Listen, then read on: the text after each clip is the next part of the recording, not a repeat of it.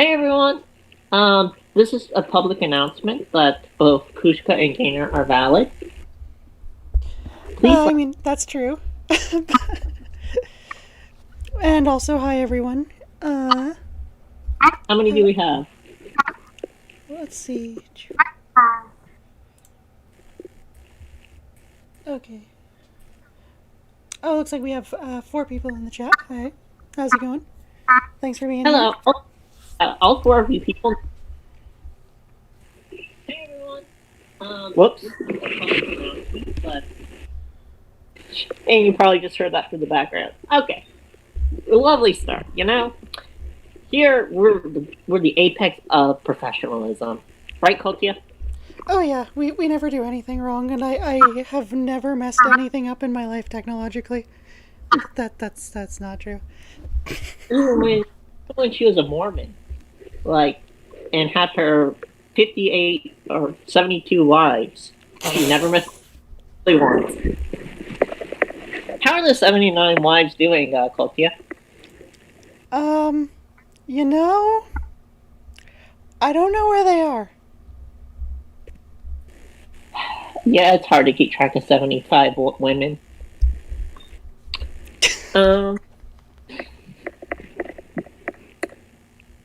But yeah, we'll give it a few moments to let people in the chat fill in, and then we'll get started talking about something really dumb.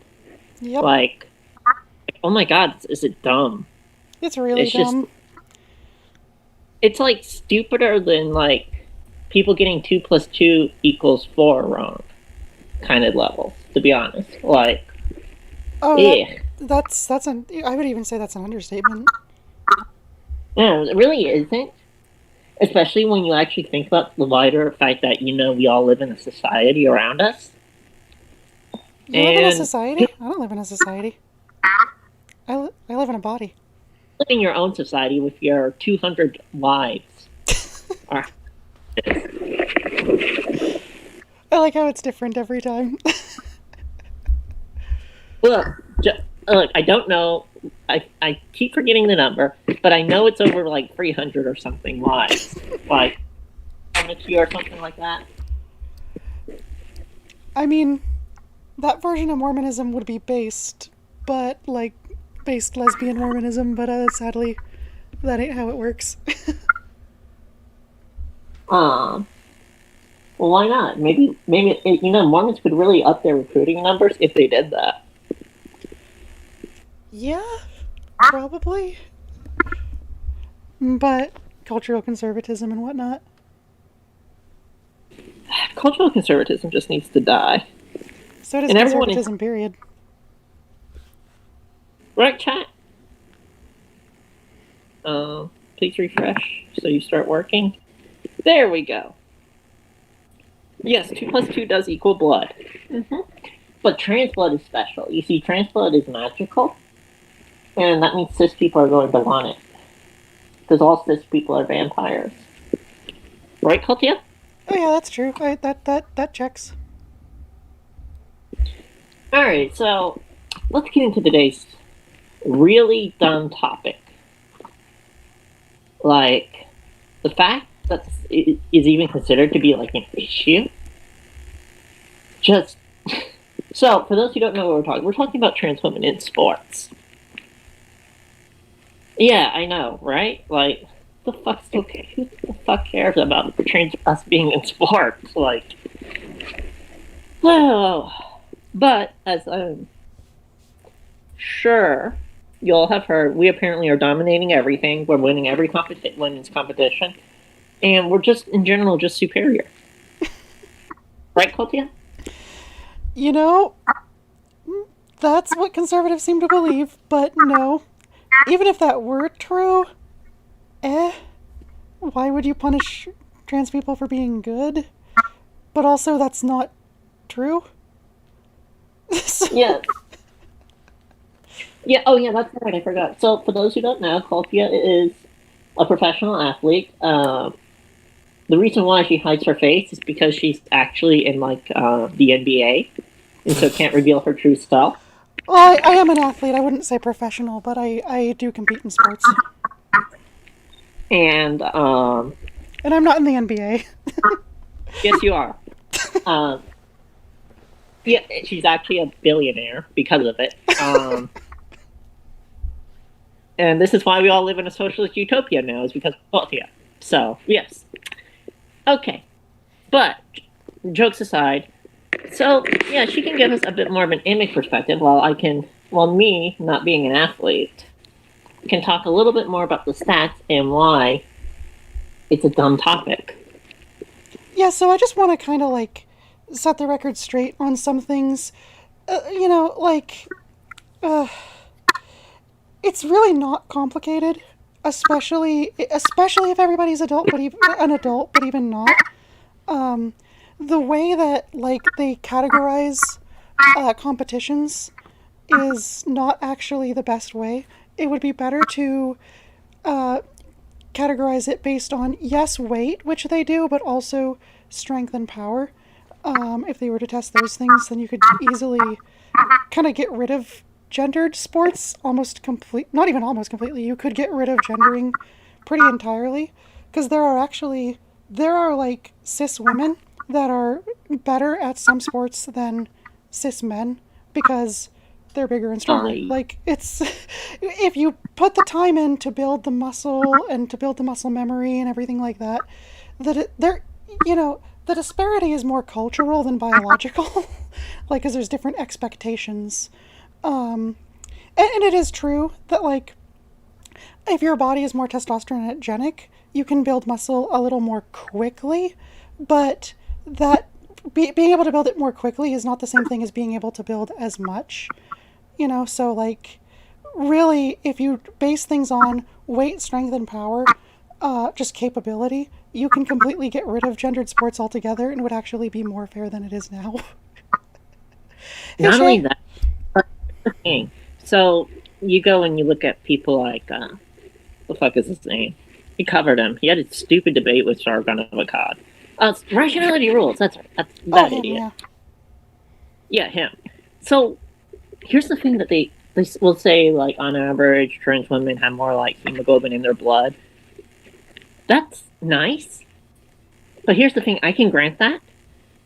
But to apply that immediately to, like, all trans women and say that we can't compete in sports because of that makes the erroneous assumption that you can generalize from the group to the individual. This is what we call, in sociology and other research sciences, the ecological fallacy. Let's put it, I call it personally the Oscar Schindler fallacy. Because Oscar Schindler to be buried on Mount Zion. Why was Oscar Schindler buried on Mount Zion if he was a Nazi? It's because he saved over 1,000 Jews during the war. Mm. So while, yes, you can make the general statement saying Nazis are bad, taking that and then applying it, at least in this particular case, to this particular Nazi, you can't say that. Because this Nazi did help the Jews out. So, with that said, while I could grant that maybe trans women would do better, I can grant that. And still arrive at the conclusion that we shouldn't be excluded from sports. Mm-hmm. And as Katia says, sports in general is just really stupid. It is. It's incredibly stupid. Like, I'm not gonna dox myself, but like, where I compete, I currently have to compete with just males, right? But or AMAB people. But on the mat, I'm constantly getting my ass kicked, despite trying just as hard in competition as I am. So, just kind of throwing that out there from my own. I know that's anecdotal, but like, it's have an effect. Yeah, well, yeah, because a lot of times, people that are femininely aligned try harder in sports because it's expected that they'll do worse. So you get some amazing athletes from that, So, but yeah, exactly. Right. So, but go ahead. The real core, and the real core of this isn't people who keep spouting. What about sports? What about sports? They don't actually give a fuck about either sports or as trans people. Or cis women, for that matter. All they care about is performing their chauvinistic masculinity in pretending to protect women. Because women are too weak to apparently protect themselves. Which is a sexist view in and of itself. Sexist, transphobic, and bigoted. Yep. This is why, like, unless someone is arguing that, like, we should be able to compete in the sports as our gender, or of course, alternatively, in the end, better, that we are that separating gender by separating sports by gender is just dumb. Then you can pretty much always guarantee that they're conservative. Yeah.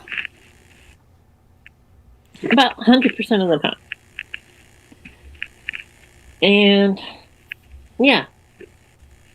Their main point, ultimately, what they're assuming is that we are apparently, those of us who are AMAB, which, for those who don't know, is short for assigned male at birth, primarily because what is actually considered male and what is considered female isn't as, shall we say, it's not as well defined as people would like to think it is. In fact, the differences between the various sexes aren't actually that great. No, it's true. I think we share, males and females share pretty much about 98% of the same biology. And all gender differences in the brains can be accounted for by socialization. Yeah, neuroplasticity is a thing. Who knew it? Where was I? Where was I, Katia? I was somewhere. You were talking about... Oh. Okay, go ahead. I think you got it. No, never mind. Where was I? We were talking about how the AMAB and AFAB people are not biologically that different, and gendered sports are idiotic. Oh, yeah. Yeah, sorry. You see, this topic is so stupid and so overblown that I'm doing my hair while I'm doing this. I don't blame you. Like, this topic's really easy because it's absurd, to be honest. Like, you have to either be willfully ignorant or willfully ignorant to fall for it. Even when you look at the sociological studies and sort of the accounts of trans people who compete in sports, what you end up finding is that the reason why there's any discrimination is purely societal. It's not based off of biology. Like, it's based off of presentation in informal sports. Yep. Which is kind of... Oh, I was agreeing with you. And... yeah, so basically what I'm ultimately saying is that trans sports is basically a dog whistle at this point. I wouldn't even say basically. I'd say it just straight up is. I mean, there are a few people who coming out of, like, conservative Christianity and whatnot might, like, pause for a few minutes to ask that question. But generally, as a rule, the topic is settled. Yeah. And what happened to, what's her name? Simanias? You know, the woman who now has to take, like, hormone therapy in order to be able to stay in women's sports or something like that. Mm-hmm. It's just ridiculous.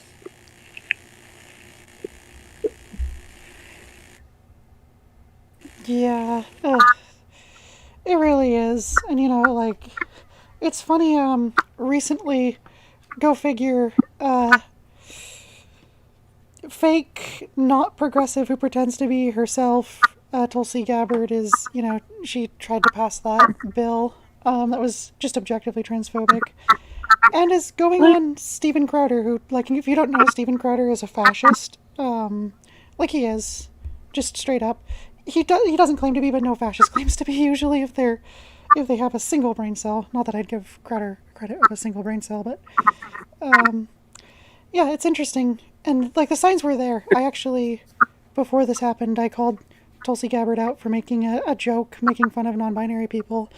It was a few months old, but it was like I called her out on it like a week before she started this nonsense, and now she's going on a conservative fascist talk show's host to talk about this non-issue. Yeah, because ultimately the only way conservatives actually win anything, aside from districting and other various like sort of culty things that they do, but they have to kind of keep you in a constant state of fear. So, in order for them to win, they have to convince you on things like crime is a huge problem. Spoilers, it's not. Not anywhere near what people think it is. In fact, crime rate has been falling since the 90s. Yep. Also, sorry. That's and unless they can scare you with that kind of thing by saying, oh, so-and-so is coming over here and there's going to be high crime rate, well, then you have no reason to exactly vote for their bills, which tend to also be like build more prisons and whatnot. Which, another fun fact, mass incarceration, not as much of a thing as people think it is. It's the disproportion. That's the problem. It's true. And the fact that there are prisons to begin with. But even with the like newly built prisons and whatnot, a lot of them aren't even like 50% full. Yeah. Also, no worries on being late. We're just glad you're here. Also, I'm so sorry if I'm mispronouncing your name. We've talked several times, but Triatela. Oh, what's not as clear cut?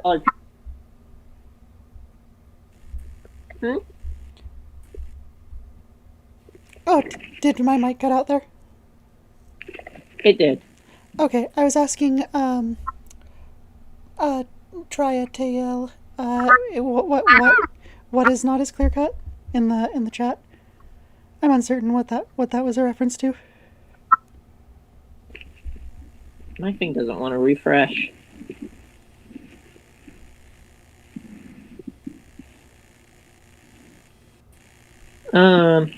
Weird. Chat's being weird on my end. But yeah. Generally speaking, tough on crime, social fear mongering and whatnot is the only way Republicans can get elected, so that's what they tend to push. And that in turn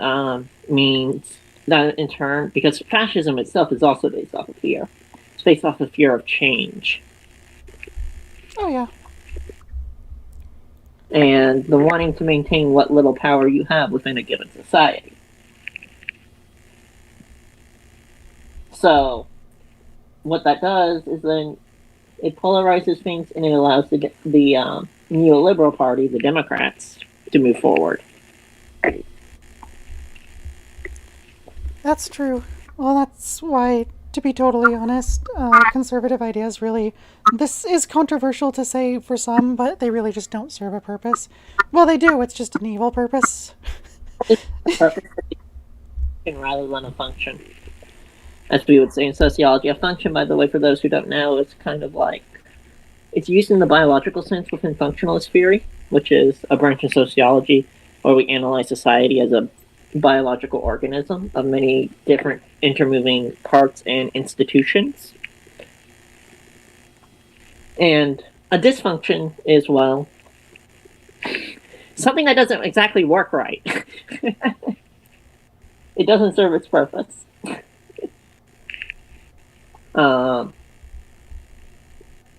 Yeah.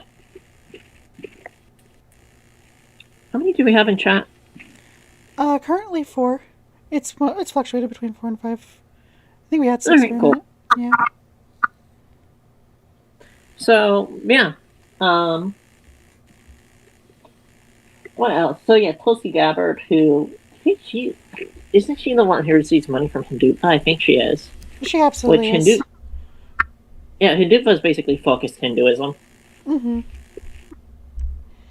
Even though they will tend to try to hide behind various Sanskrit terms. Once you actually learn the Sanskrit, take the time to actually study what those terms mean, basically what you end up with is an Indian fascist state. Oh, thank you. Gotcha. Yeah. No, that Callan's completely right about that. It's just, yeah, it's... Yeah, there's a 98% similarity. In fact, You're good. the sensitive part of a woman's genitalia is actually the same part that is sensitive on the tip of a certain man's part, or male part. For a fun fact. So, the differences are, for the most part, the differences are socialized. That is where the current research is at, basically. And I mean, it makes sense. No, it makes perfect sense. Yeah, actually, somehow naturally being drawn to like cars and trucks is kind of like, what? It's like sex. Oh, yeah, no, the differences between the sexes are 98%, as in 98% similar. And when you look at like the various like statistics, it just basically, yeah, the differences are socialized. Neuroplasticity plays a part in terms of like sexing, the so-called quote-unquote sexing of the brains.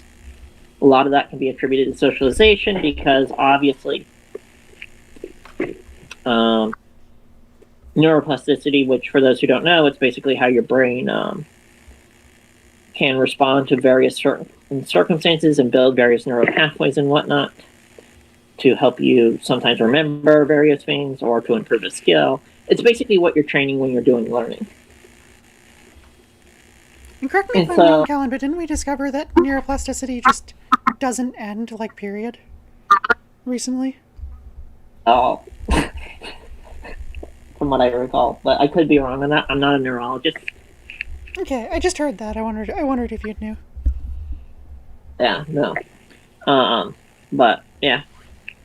It's funny how this stuff, it works in the ways that conservatives don't want it to work. It's almost like they're wrong. I mean, if you look at their views on economics, governance, sociology, anything, they usually, you know, there's that saying that facts have a left-wing bias, and that's because right-wing ideology has a bias towards denying reality. Reality. Yeah. I was going to say science, but it goes even deeper than that. Yeah, it does. And it's like, I think ultimately I agree with the viewpoint that what they're trying to do is preserve what little power they have, which really puts TERFs in a kind of a weird position because they claim to be feminists fighting for women, but they're only fighting for women insofar as they want to maintain women's, like, in particular cis women's dominant, well, relatively dominant compared to trans women's position. Oh, to be clear, while they lie about this and try to claim this isn't the case, functionally speaking, to be a TERF is objectively a conservative position because they are resisting change towards society. So, like, by definition, they're trying to preserve a specific understanding that is antiquated and outdated, and that is behaviorally and functionally conservative in every way. Yeah, and usually you'll see TERFs end up defending conservative positions, which is as weird as fuck. Oh, I saw a TERF say that Donald Trump was a lesser evil to Joe Biden. Which is dumb. Yeah. But yeah, when it comes to like TERFs, the other thing also is that like all of their strongest arguments that they even had have pretty much fallen in terms of like research. Like for example, the idea that to be a woman means that you have the same experiences like of oppression that a woman does, and because you were male-bodied, that therefore means you can't have had those same experiences. That's fallen by the wayside, mainly because trans women are, one, we're seeing those less, And two, as you transition, you gradually lose your male privilege. Mm-hmm. Which is something I noticed. Like, for example, I can't walk outside without a shirt anymore. Yeah. Which I find not hilarious. without getting in trouble, but yeah.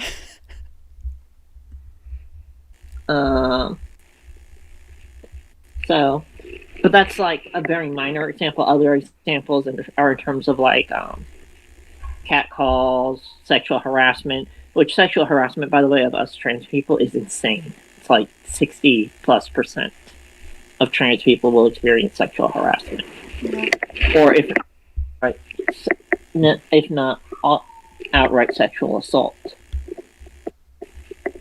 So, yeah, this is all to say being trans isn't easy. Now, I'm not going to say that it's harder than being a cis woman. Why? Because that's viewing oppression as an additive category. That's something you can add on to. Which is not a helpful way to think about oppression. In fact, the best way to think about it is as an intersection. That is, I have some oppressed statuses, and other people have other oppressed statuses. So you might be oppressed as a black woman. I get to be oppressed as a trans woman. Both manifest in their own ways, and both are horrible. There's no need to quantify it to see whose is greater and whose is not. That's what we call oppression Olympics. Right. Well, and the goal shouldn't be, okay, I got it worse than you. The goal should be, okay, how can we stop being oppressed? Which the answer to that is social change. Mm-hmm. Yeah, and usually you find those who play oppression Olympics tend to also kind of be right. Mm-hmm. Fucking weird. But I guess it's Nietzschean. Is, I guess, their point. The idea that suffering makes you stronger. Which, spoilers, it doesn't. It just makes your life more hellish. Yeah, there's definitely that idea systemically has kind of permeated in the culture of, oh, suffering is great because you like gain spiritual awakening or this, that, or the other through suffering. When no, you have a better life through finding ways to not be suffering. Hey.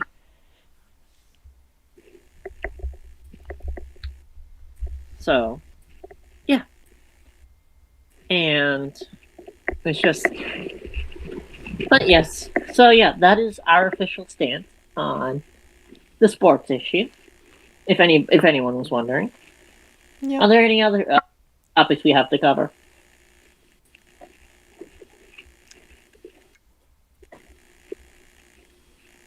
Me or the chat?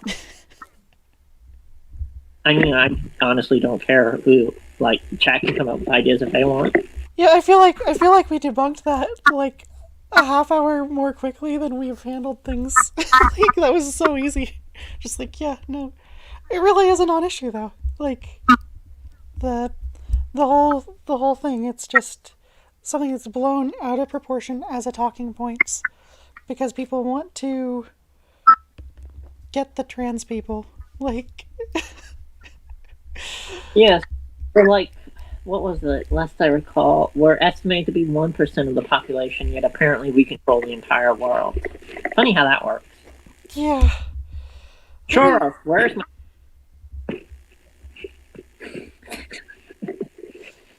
Let me pull this up real quick. There's a quote from Terry Pratchett, who's an author, that I think is apt here, which is...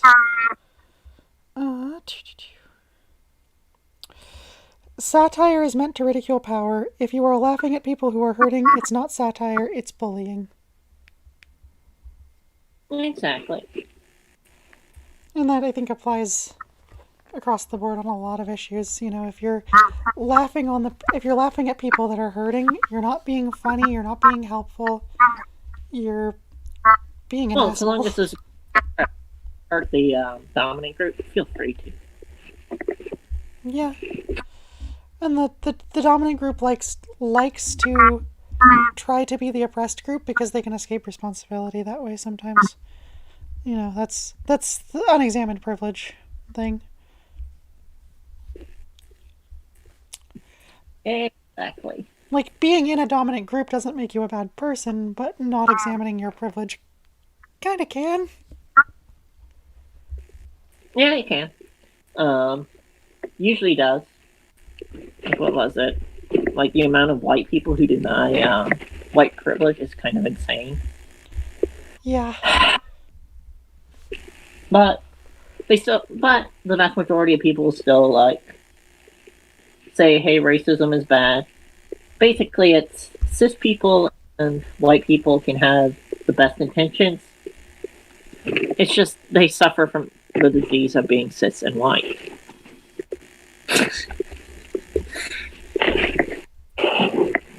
But jokes aside, I think, yeah, that about covers it. And for the record, Ozma, I am absolutely in favor of freeing the nipple, so to speak. I absolutely support that. Hopefully society gets there someday, but we'll see.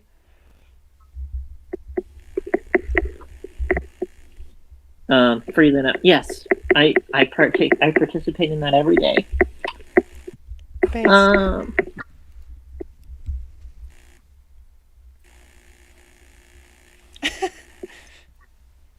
Ozma. Section, yes, you just want to suffer more because, you know, we gotta be the victims.